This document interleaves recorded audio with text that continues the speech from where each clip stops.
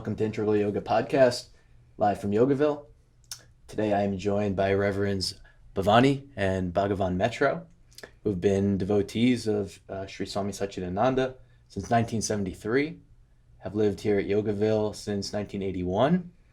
They teach all aspects of integral yoga with an emphasis on community and married life. And you have 6 children, 15 grandchildren, 3 great-grandchildren. Yeah, so pretty cool, very integral part of this community here. So thank you so much for joining us. Thank you. Thank you. It's our Thank joy. you, Abby. So Bhavani, I'd like to start by asking you, what matters to you?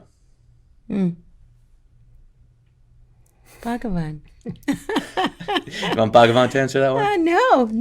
Bhagavan matters to me. Oh, Bhagavan matters to you. Bhagavan has been my partner forever in this lifetime since we were 16. He matters to me. Our children and our spiritual path. Being here at Yogaville. Being able to be part of this incredible journey.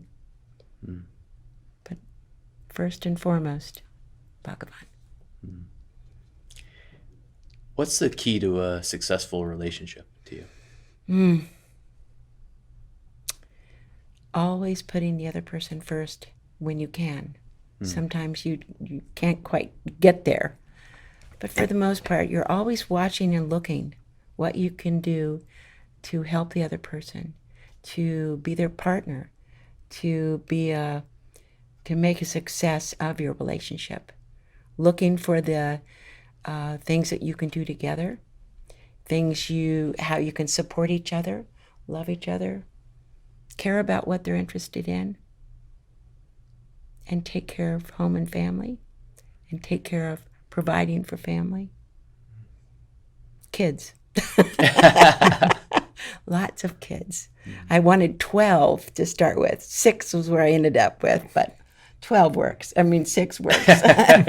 12 would have worked great too. But anyway, of course, the reality is, though, meeting Gurudev, we'd already been studying with Ishwaran for 4 years.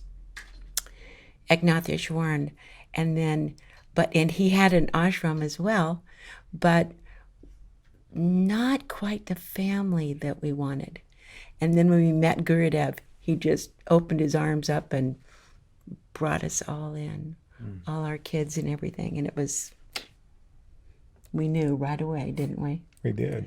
We knew right away. Was it important for you that Gurudev really accepted and embraced family life, as well as, being a sannyas, himself, and creating his own sannyas order, but that he accepted either path? Was that important for you? Sure, because I think looking at his history, he was a householder. So he was a householder first, and then after the passing of his wife, then went into the monastic order and did all that. So he knows what the householder path is. He's coming from a place of experience. And frankly, the advice he gave us over the years was extraordinary, and you felt the depth of it because he had been there as well. Can I tell you a funny story, though? Please. At one point, when we first moved to Connecticut, I was in the school board meeting. They had appointed us to the school board, and it was just brand new. So he said, we need to have a boarding school. I'm thinking about having a Gurukulam. That means a boarding school. And I said, but Gurudev, I had all these kids. I don't want to give them to somebody else to raise. And he turned around and said, Bhavani, you remind me of my mother. And it was such a sweet moment, And so him just knowing what that householder path was, and supporting us through all the ups and downs. And oh my goodness, there have been a lot of them. And he still is right there with us as we're going through them. He said, learn to surf. He wasn't joking. The highs and the lows come and go. So, Bhagavan, I'd like to ask you, what does integral yoga mean to you? How would you define it to someone who never heard of integral yoga before?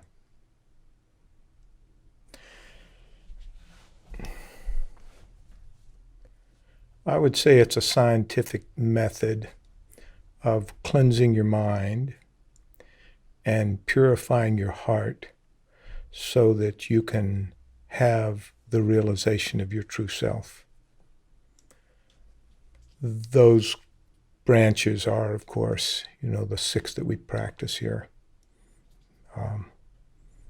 and all of the allied disciplines that go with it. That would be my first answer to that, the basic answer, if I only had 30 seconds. Yeah. Right. May I share something Sure. with that? The thing that got me originally with integral yoga was Gurudevs' primary teaching, truth is one, paths are many. There are as many paths that are divine as there are people to get there. And we need to honor and respect and worship and welcome all people of all faiths and all traditions, because even if you're of the same tradition like we are with integral yoga, we still, even in satsang, come out with a different understanding because each path is our own. So that was huge for me. His all embracing everyone and every aspect of people's lives throughout the world. And of course, he was a promoter of world peace through inner peace, and the more peaceful we each become, the more peaceful the whole world comes. That was my big one for me. Bhavani and I go out and we do a lot of weddings because that's like our side gig here since we've been retired and even before that. So we often get asked that question, what are you ministers of? Because our approach is very different. And we tell them integral yoga. And then they ask us that question. So we both have our short answers down pat. That was mine, that was hers. Yeah. It's true. Commitment. Yeah. It seems to be pretty intimidating for many people to commit. Yeah. I want to ask you, as ministers for many weddings, what have you learned about commitment? And then also this feeling, I'm sure many, I'm sure you're the rate of all the people that have that you've seen married isn't 100% that they all last, right? There's divorce and so what do you think is a healthy view of commitment? Should we feel if we make a commitment and then it doesn't work out the way that we had hoped that it would? How do we deal with that in our mind? Okay, obviously we never believed that a commitment should ever be broken for any reason, because here we are still together, And there were plenty of reasons. And there were rough years along the way. Rough years. And always plenty of reasons can happen. Or if the reasons aren't happening, we can come up with reasons. The mind needs to be committed to what it's doing in order to succeed, because the purification of the mind is a very difficult thing. It takes a lot of blows for the mind to let go of the idea that peace and happiness are exterior. So when we join up with someone in a relationship, we need to have a higher commitment than just, I'm going to love you as long as you're lovable. Because that's simply not going to happen, because nobody can be lovable all the time, at least not until you're a guru and completely realized. Then you can be completely loving. And even then, the gurus sometimes aren't completely loving, so you won't get attached to them, right? Yeah, they'll do that. So we need to have a commitment like we're going to stick this thing out no matter what. I think people let go too fast these days. I think they do, and they just step out of a situation that's really purifying them in a beautiful way, and they don't go along with it. Gurudev always told the story of 2 pieces of stone that were in the temple, and they were chipping away on one, and it didn't like it, and it screamed out, and they stopped chipping on it, and the other one kept chipping on it, and then it eventually became a beautiful deity. And the other stone said, well, why is it that you're the deity and I'm not? And simply said, I stuck it out. While they were chipping on me and it was hurting, I felt there was something greater. something better. So in the path of marriage, relationship, partnership, it's a really excellent way to get yourself purified from the yogic standpoint, because all of the difficult things come up. Anything you can imagine happening to someone in life will happen or can happen to a married couple. So then we have to figure out how we're going to survive that and thrive in it, and how we're going to let that clean us up. So I think commitment's necessary, especially if you're on a spiritual path in a marriage. We always have an add-on for each of us. Sure. I see commitment as a commitment in your own self. It's not a commitment to the other person. It's a commitment that you make, that's what you're doing. You're staying in this relationship. It doesn't have to do with the other person, but we have this saying that we say oftentimes in weddings. You can choose every day to withhold your love or to give your love. It's your choice. So choose to give that love to your partner, because at any time it can go either direction. And some days, frankly, you do withhold it, and then other days you give it, but you hope it's more the giving than the withholding. But it's really a matter of choice. Your love is your own. Who you give it to is your choice as well. So, and just I do want to say here that commitment is important for both people in the relationship, because we've seen many situations where one of the partners was totally committed to it, but the other partner was not. And that's a very difficult situation to be in, because the partner who's committed to it is the one who's always giving, always doing everything, and the other partner is not giving anything to the relationship, or not much. So when both people are committed, then when one's down, the other lifts them up, and when the other's down, back and forth, you can do that. So it's important to both be committed. Yeah, and Gurudev is very clear too. When we talked to him about it, and other couples here that were counseled with Gurudev too, is very clear. If there is a child involved, the child needs both parents, period. He just, he didn't budge on that. He said, get over yourselves and do what you have to do to raise this child in a loving environment. He was very, very firm on that. So that helped us out. We had a lot of children. Yes. We stayed together for the children. Then after the children were gone, grandchildren. So we stayed together for the grandchildren. Now the grandchildren are gone. Great-grandchildren, they're gone. Now we're just staying together because we love each other. There is that. So is the message there that to be patient, wait it out, and even if you're going through really hard times, that there was a reason why you chose to make this commitment to begin with. Yes. And wait, be patient. Yes. You'll be reminded why you made that choice again. Yes. Exactly. Yeah. Remember, this too will pass. Right? Everything passes. So if you're going through a very hard time, it's going to pass. And some hard things may go on for years.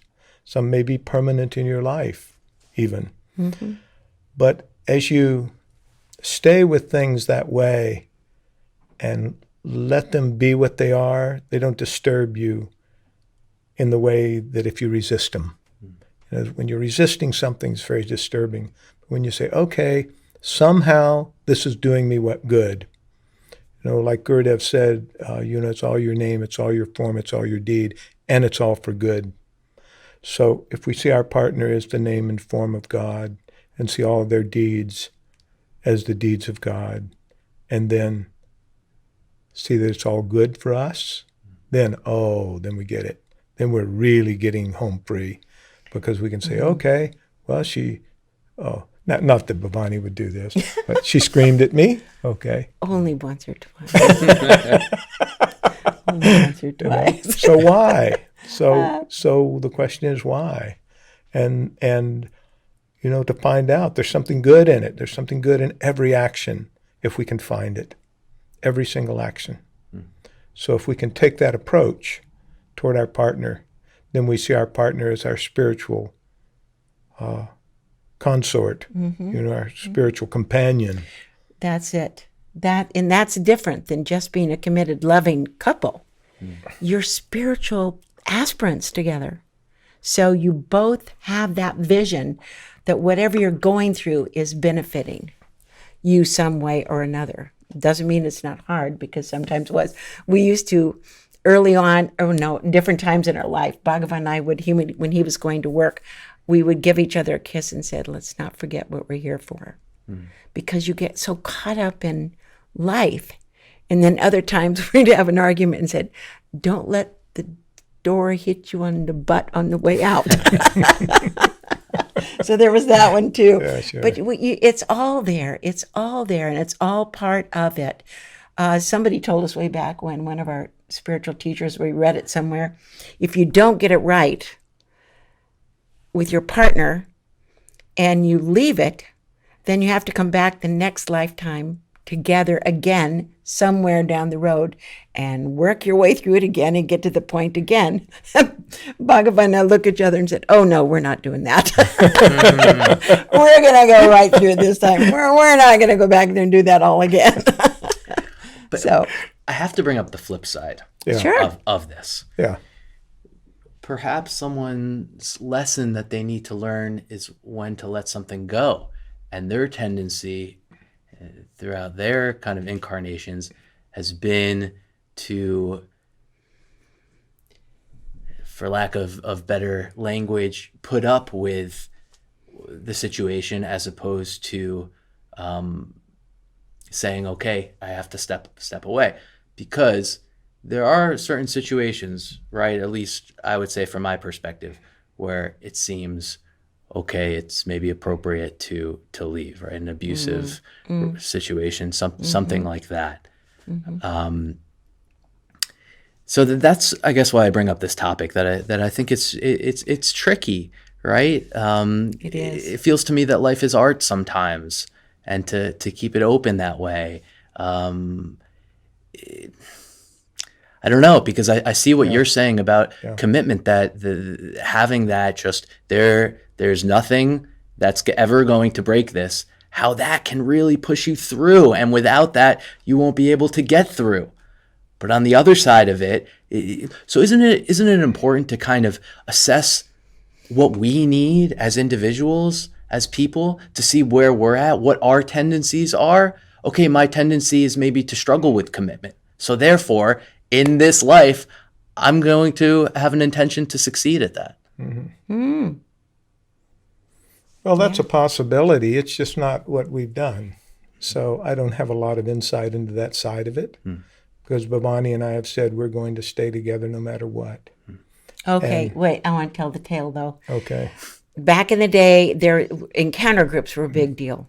This is the 60s in Berkeley where we were. And so we went to an encounter group for a full year with 23 other couples. At the end of it, all the couples decide whether or not they think the couples should stay together. Unanimously, they said we should split up. That all the 23 couples. And we laughed at them and said, are you kidding me? We're not going to do that. 3 months later, we split up for about, 2 months or something. We couldn't stay away from each other. We just had, in a way, you have so much karma going. It has to be, you've got this stuff to go through. So if you stop, you're not going to get through it. So anyway. So maybe a little insight into your question. Either way can work, but you're going to have challenges either way. If you stick together, you're going to have the challenge of learning how to get along. And if you split up with a person, you're going to have the challenge of learning how to be alone. So you can go either path, really. This is just the way we chose to do it. So if someone else chooses to do it differently, I know couples who have left relationships that were untenable, and they're doing fine, and they grew spiritually through it. A separation is hard too.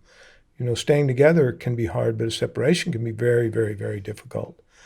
I think that what a person needs to be careful of is thinking if they split up from the person, they're going to be happy, then completely happy, because they're just going to go into another challenge of a different nature, especially when couples have children and they split up and they have to both take care of the child. Well, they don't really split up. Right. They think they do, but they don't. So I tell people sometimes there's really no such thing as divorce. It's only putting it, that aspect in a second place in their life, maybe, hopefully, because you still have to deal with the person with the children. You still have to deal with the person with money.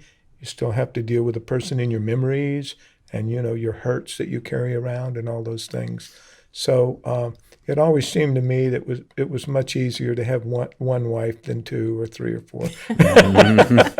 You see what I'm saying? Yeah.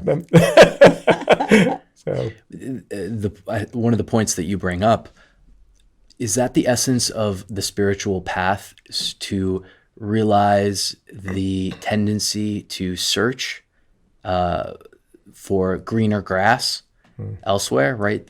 That those of us who, maybe are not in relationships, we think, oh, only if I was in a relationship, that's going to make me happy. Or if you're in a relationship, if only I can get my freedom again and only have to worry about myself, if I can break free of this, then my life is going to be happy. Is that the essence of this spiritual path, to kind of realize that game and rise above it? I think that's exactly it. I do too. I think that when you realize that nothing, no situation, no condition, no gain in this life is going to make you permanently happy or permanently peaceful, that's when you really have it.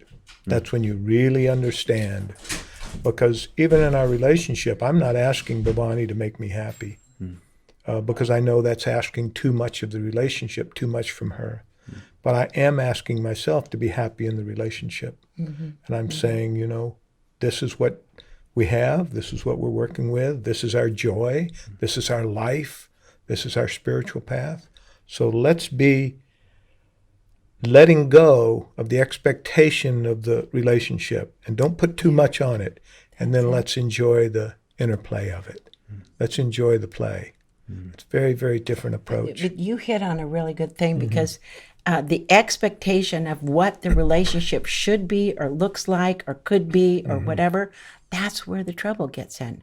Because then all of a sudden you see the negatives in your relationship and, it's not this, it's not that, it's not this, it's not that. But I want this, I want that, I want this, I want that. And then there's no accepting of where you are. And that grass looks greener and greener. And we've seen couples, when you get over there,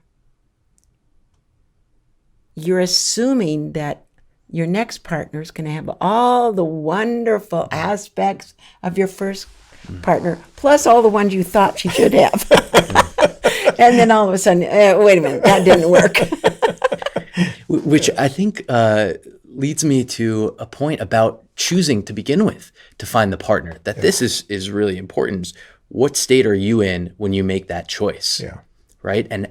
And how to present yourself when you're dating in an interaction, because does our culture tell us to kind of mask our true selves when we go on those first dates? And is that a wise strategy, really? Because is the attitude there, is the approach, okay, I'm going to kind of make them think I'm a certain way for so long until they're hooked in and committed, and then when my real self comes out, then it's going to be too late for them. Is that a successful approach? No, that's a real thing. I think that's a real thing, because what happens is you are putting your best foot forward when you're meeting people and interacting with them. You really are.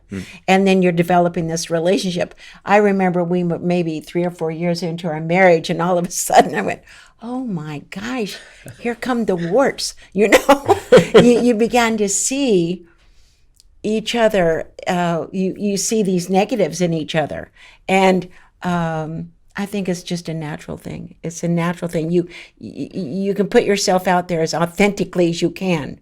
But the reality is, when you get down to the nitty gritty, living with somebody day to day for years and years, other aspects of it come out, and they just have to. And then God and Guru's grace, you have a partner that you can talk about it with, or understands, or for example, for me, I was raised with girls. My mother and father were divorced when I was 11, and I had 4 sisters and a mother. And so when I married Bhagavan, it was like, whoa, holy cow. He doesn't always put the toilet seat down.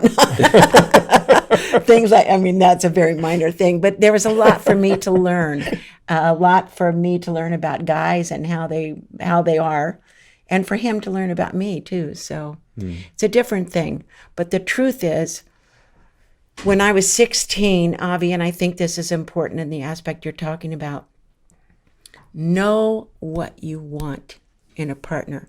And for me, I knew when I was 16. He had to be a good dancer. He had to have a good sense of humor and a spiritual path. Those were the 3. So you want to put on a little Hare Krishna kirtan and I'll bust a few moves? Exactly.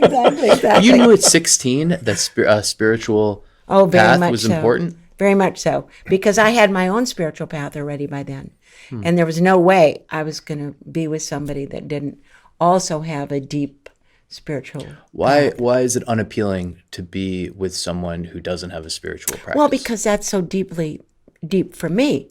It's such an important thing. When we got together, we searched for religions that we might raise our kids, And we studied a lot of different religions, thought we were going to be Mormons because we were in that part of the country, until we discovered at that time that people of color couldn't be, what were they called? Elders in the church or something. We said, ooh, that doesn't work. But at any rate, and then it wasn't too long before we ran into Eastern traditions, and that worked. Worked for us.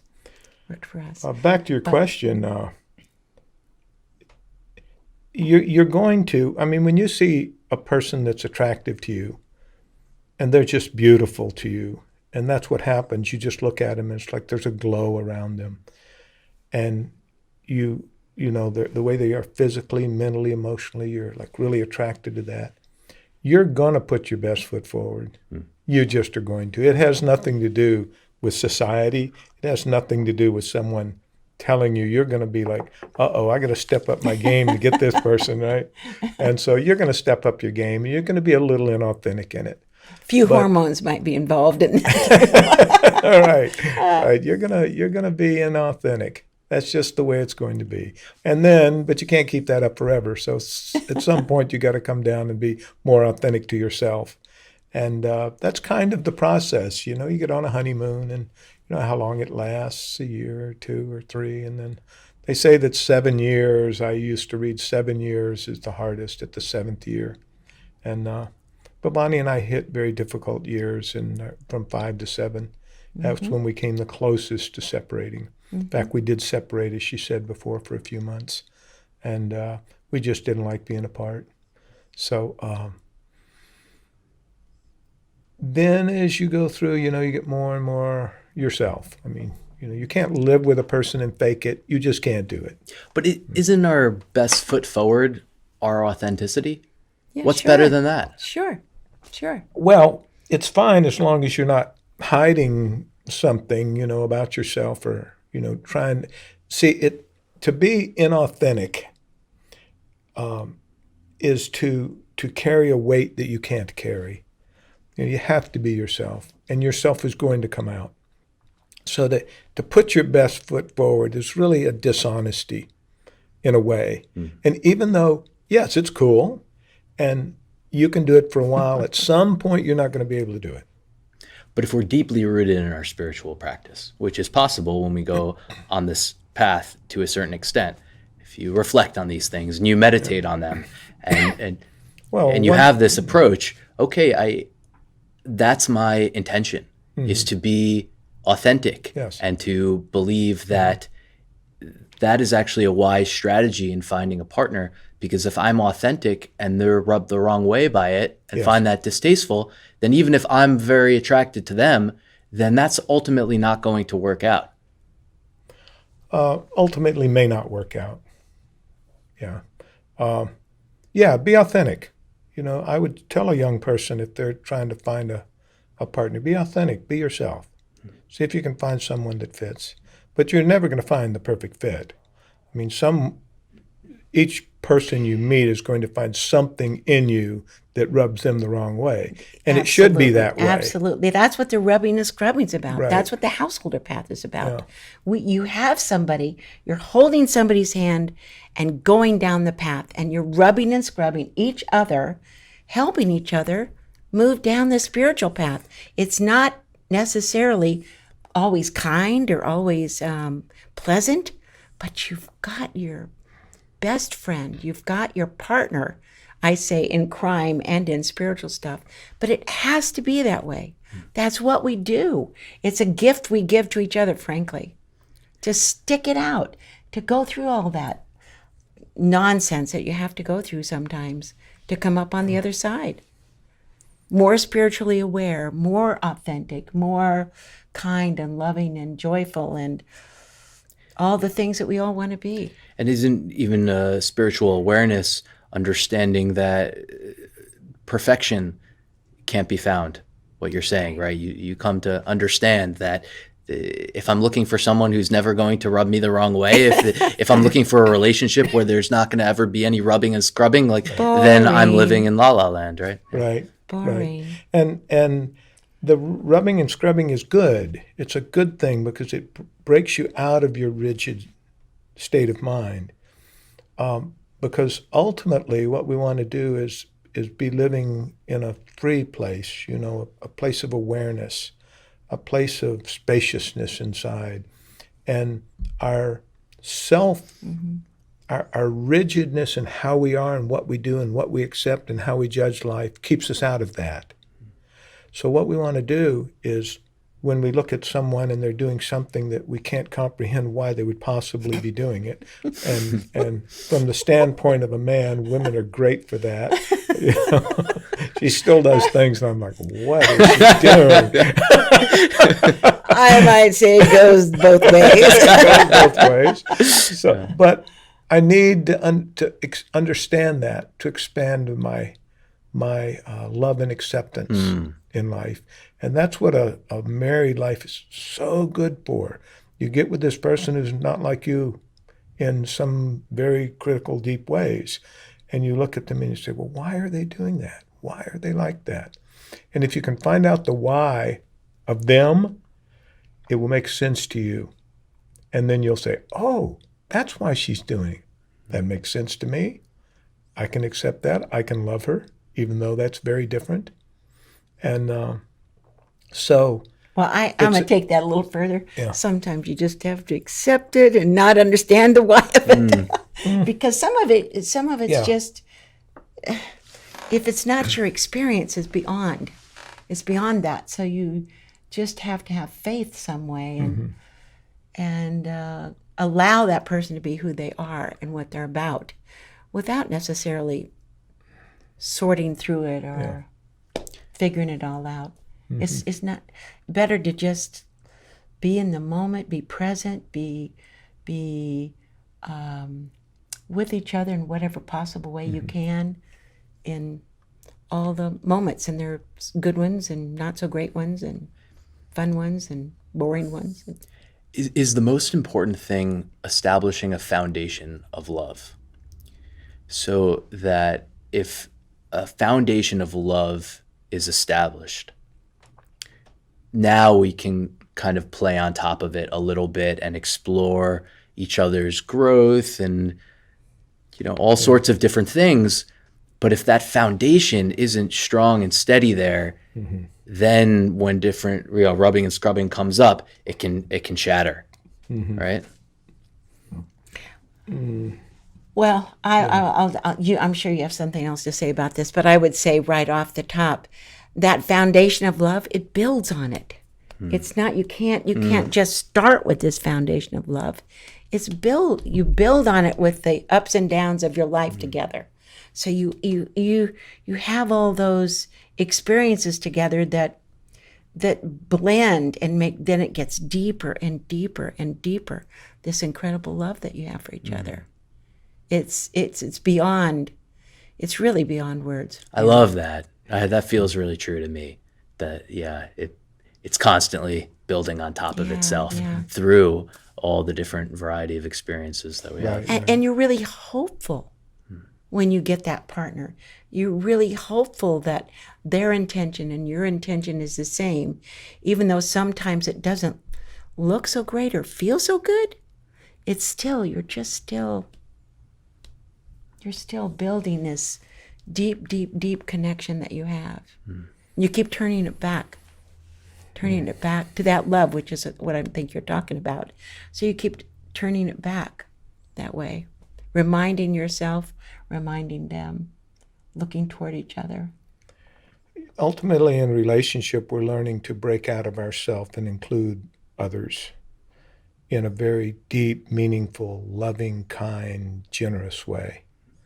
So if she's doing something that rubs me the wrong way, it's for me to let go of that judgment in me.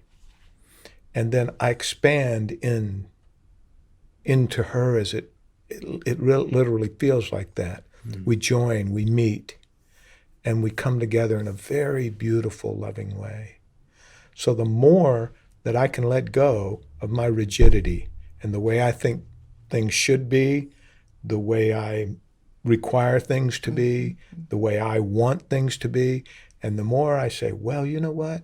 Her way is okay too. In fact, her way may be better than mine. What she's doing is better than what I'm doing. So then I let go.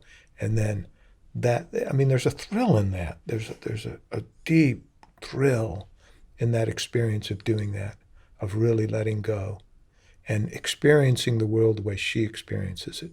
That's expansion of consciousness. And that's getting rid of the ego, or doing work in that realm. Yeah. Because it's saying there's always more to learn. I haven't figured everything out yet. Right. Someone else might understand better than me. Yeah. I want to say I don't use the ego the way many people use it. The ego to me is a false identification with the body and mind. And all of what we're going through are purification of the mind, so that the mind can get quiet and get very still and focused and 100% concentrated on what's in front of it. And then it will see what's really going on. It'll see the beauty of things, that everything is beautiful. So I see it more as a purification of the mind as opposed to any, whatever we call the ego. People use the ego to be me, to say me, I am the ego. But the ego consciousness is really the misunderstanding that we're separate from God, if you please, or the universe, or whatever you want to call it. It's just that feeling of separateness. And what I'm talking about releases that feeling in our hearts, in our minds, and makes us feel connected. Because ultimately it all really does come down to feeling. If we feel connected, if we feel happy, if we feel joyful, if we feel loving, we're happy. There's nothing more needed than that. We had a practice that we did for a whole year that was really helpful for us. It was in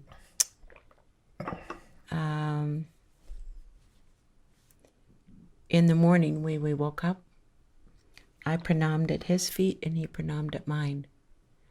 And it just brought into focus that I'm honoring the divine in you, you're honoring the divine in me.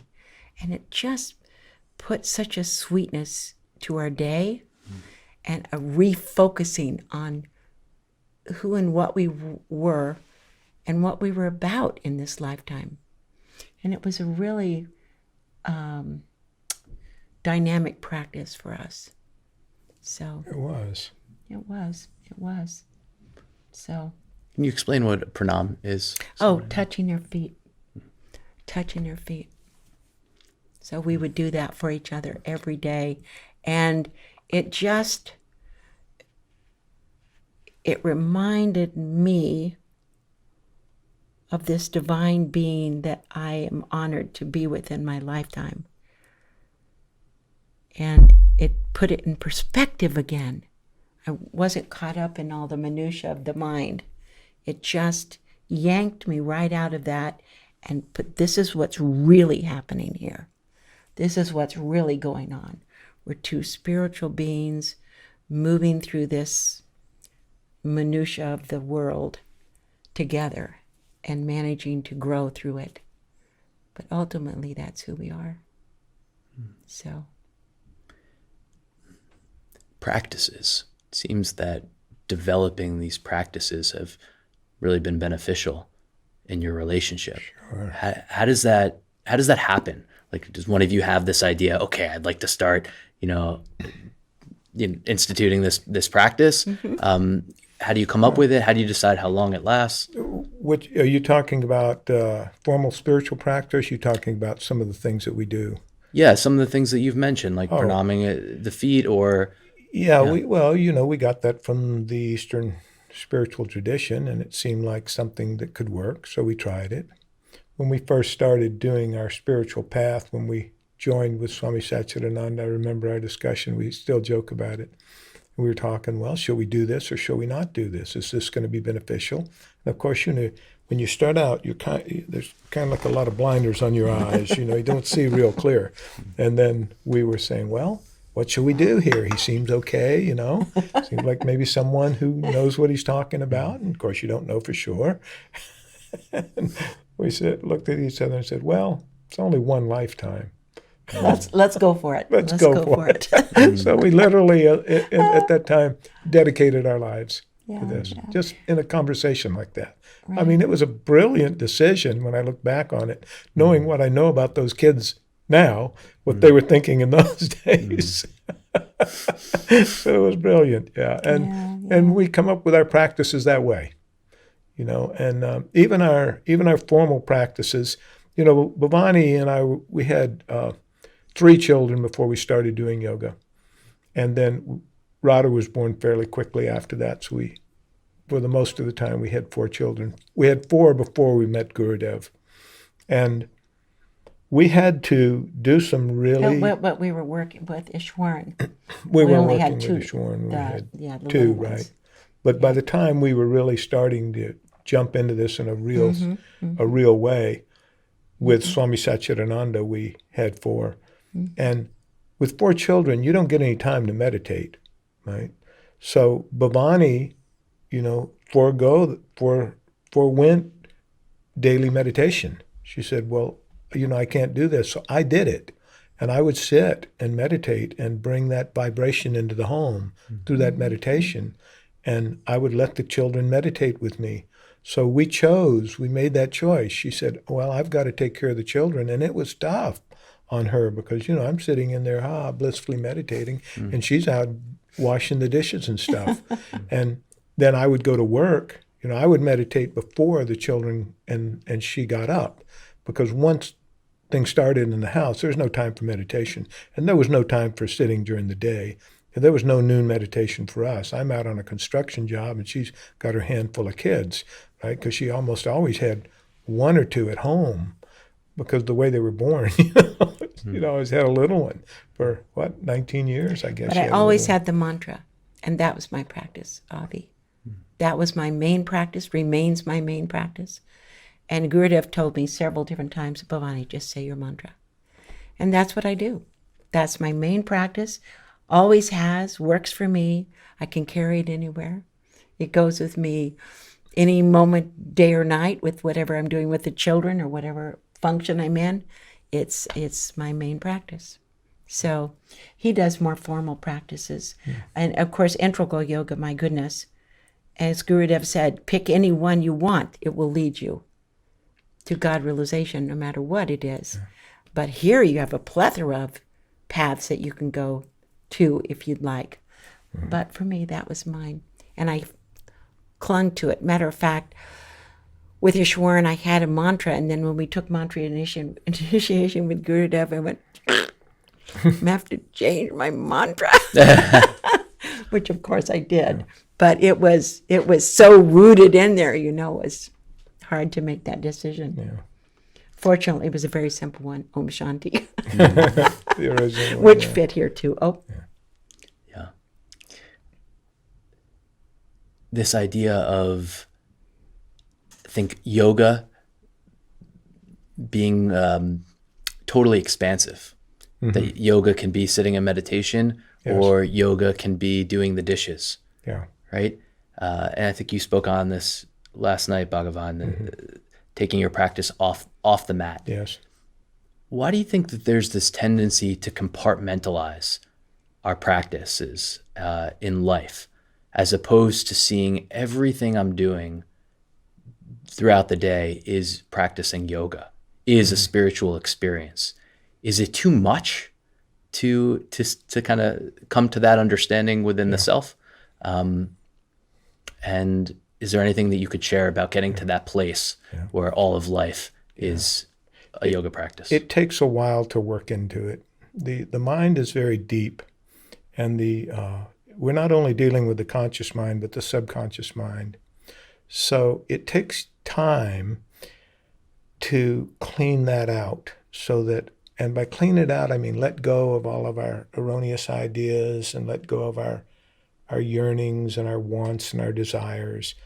And when we start letting go and we start letting those go out of our mind, then things get clearer for us, and it becomes easier then to do this as a full-time practice. And by full-time, I mean, all the waking hours. But at first, there's a lot working on us. I mean, especially, the young people, you guys have desires. You have things to do in life.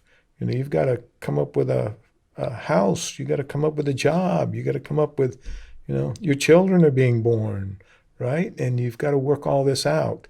So mostly in that stage, you're not going to have a real full-time spiritual practice. The power of your life is going to knock you off base, and you're gonna have to, change the tires on your car. You're gonna have to clean the house. You're gonna have to, get up in the middle of the night with the baby, and all those things are very, very difficult to do. Actually, it's much more difficult to live in the moment peacefully than it is to get peaceful sitting on a mat. Right? So you start by sitting down in meditation, meditate, get peaceful, and then you start carrying it out into your life. It takes time. It just takes time. And it takes also the unwinding of your life. That's why you see people when they're older like us, we don't have near the problems that we had when we were in our 20s. Our problems are dissipated. I mean, we have income. We don't have children waking us up. Well, sometimes we do. Kai comes over, our grandson, living next door, but it's a small thing. So it takes time. And it takes practice too, intention.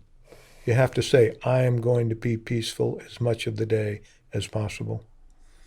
And so that takes a focus, real focus to do.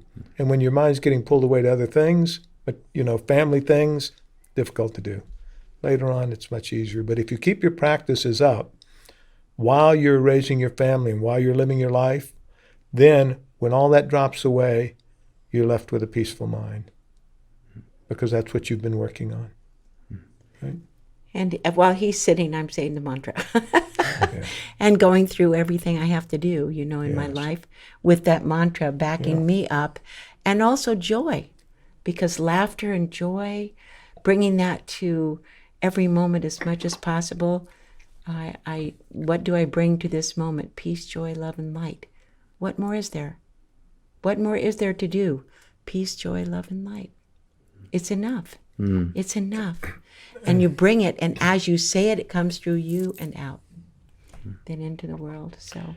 So there's a great story about a monk who was criticizing the householders to the guru, and telling the guru, these householders don't come to meditation, they don't come to satsang, they don't chant, they don't do anything, and why do you even have them around? Yet they're your favorite. And yet they're your favorites. Why do you even have them around? And the guru said, here's a lamp. Take this lamp and light it. And I want you to walk around the temple 3 times. The guru is sitting in the temple. He says, walk around the temple 3 times. So the monk lights it, and he goes outside. And as soon as he steps out, the wind comes up.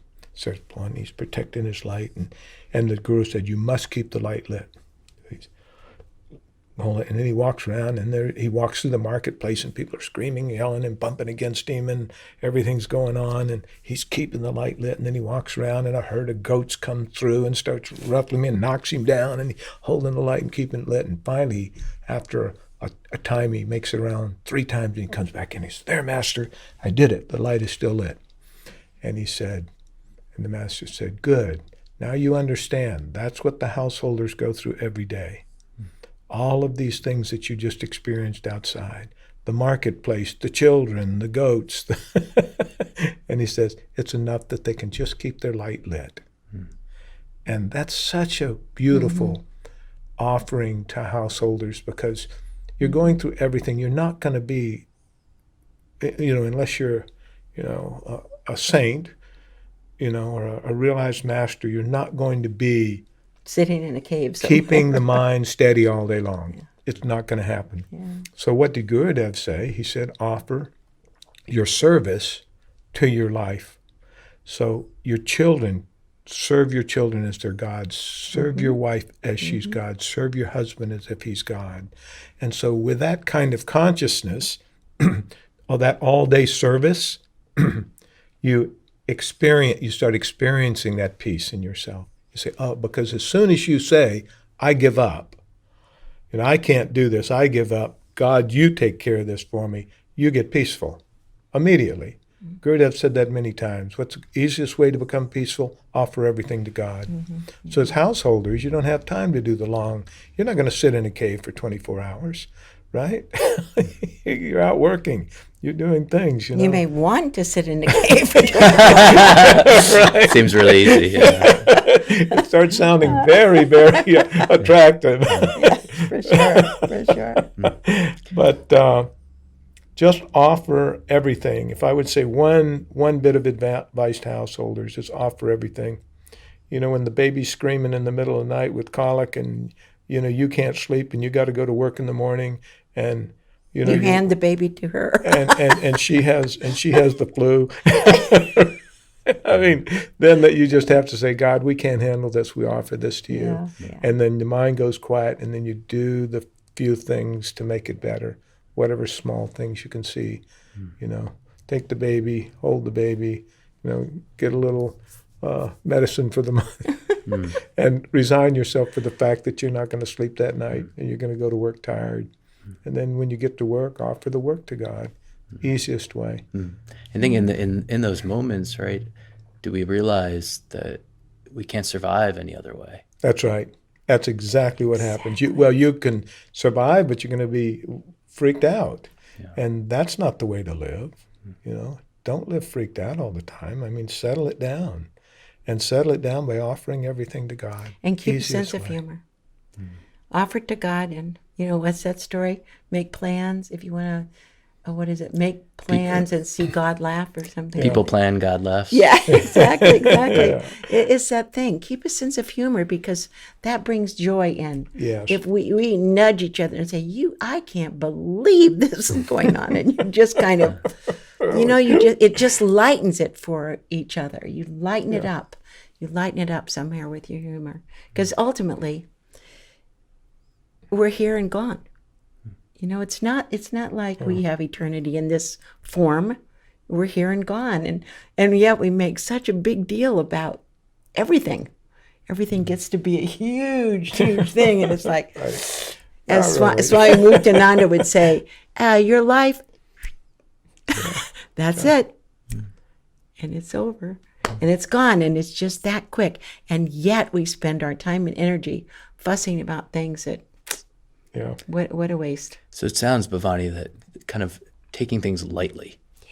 Sure. This lightness is very important to you. Is that right? Very important. Lightness of, just lighten it up, because it can get you down if you don't. Right. If you don't do that. So. Okay. Final thing I would like to ask you about: what's one area of your life or aspect of your spiritual practice, or anything that you'd like to share, that you'd like to improve on now?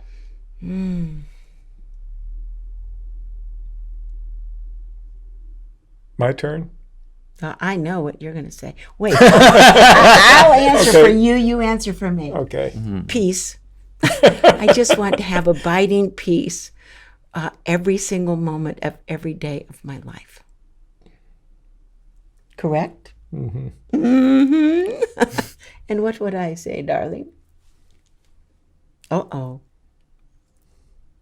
The word is joy. See how easy it is? I don't have to know anything. It tells you what to answer. Yeah. That's it, because Bhavani, those are our main practices. Did you hear what she said? Bhavani wants to be joyful all the time. Yeah. It's the same thing, really. Peace and joy go together. When you're peaceful, you're joyful. But When you're not making completely light of joyful, you're peaceful. circumstances and situations. Yeah. You're just what you said, lightness of heart. So the more I can be that, in trying times, going through this trying time for us the last 6 months has been interesting for me to keep that joy and keep that lightness through some stuff that we've been doing. And I'd like to Right. more and more participate in her joy and wisdom too. That her joy and wisdom. It's really strange to me when I see couples that are arguing so much because, especially like I see that women seem to be repressed. And there's this immense wisdom in women. And we need to take advantage of that, especially now, because life has gotten a little too male heavy, I think. And I'm being kind here to guys to say a little too. It's gotten too male heavy. And take advantage of the women's wisdom and their beauty and their love and their understanding. Be humble in that. Listen to your partner. Yeah, actually, I really wanted to ask you about this, Bhagavan, because to me, at least, my perception could be off. But my perception of you a bit is that, for a long time, you were really like a guy's guy type of person, athletic and into construction and all of that. And that you really understood kind of that whole game to be played of like what it really means to be a man and maybe competitive on the top of that world. Yeah. And then at some point your life took a different turn and now you speak of opening the heart and love and kindness and these sorts of things. And, I'm even wondering, and I'll ask you if you wonder, what is it going to be like when more men start to open up their hearts? It's going to be beautiful. Yeah. Beautiful. That thought is one of the things I work for. I love to talk to men about things like this so that they will take up these practices and open their hearts more. It's very, very important. We're really, as I said, we got way too much into that competition and that strength and that, survival of the strongest in that way, physical and mental beating down. You see it's still going on, maybe getting worse in some areas. But we need to be kind and loving to each other. That's the number one thing. And to be kind and loving to each other, we need to respect and understand that the wisdom and the beauty and the love comes through anyone at any time. It can come from anywhere. And allow that to happen. Allow it to happen in your relationship. Sit and listen to her. If I was talking to any young man in a relationship, or anyone in a relationship, whether it be like a straight relationship like ours or gay relationship, listen to your partner, listen to their wisdom, listen to their heart. You will learn so much, and it'll feel so good. So yes, I've given up competition mostly. I still like a good football game, but yeah. And it doesn't take away from you. That's the funny thing. I mean, I can still go out if I'm called on to fight a fire or something. I can still do that. I can still, call that man into action. But he's kind of in the background now. He's done his thing, and he's still available. What I found too, actually, is that more tuning into this, you could call it a feminine side or spiritual side. Yeah. I think it's actually made that whole male side even stronger too. It's balanced it out. It gives you more of a clear vision when these situations come. Yeah.